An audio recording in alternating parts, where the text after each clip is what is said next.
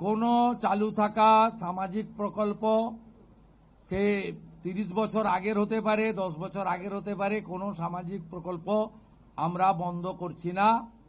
আমরা পেপারলেস অফিসও করব।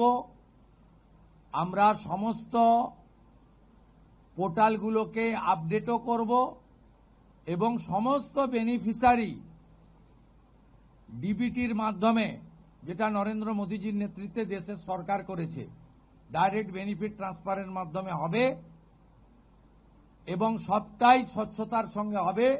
আপনার প্রশ্নের উত্তরে আমি পরিষ্কার বলে দিই, যে স্কিমটার কথা আপনি বলেছেন, আমি শুধু ওই স্কিমটা নয়, চালু থাকা কোনো সামাজিক কল্যাণকর কর্মসূচি বন্ধ এই সরকার করছে না, কিন্তু ট্রান্সপারেন্ট স্বচ্ছতার সঙ্গে সেগুলো হবে।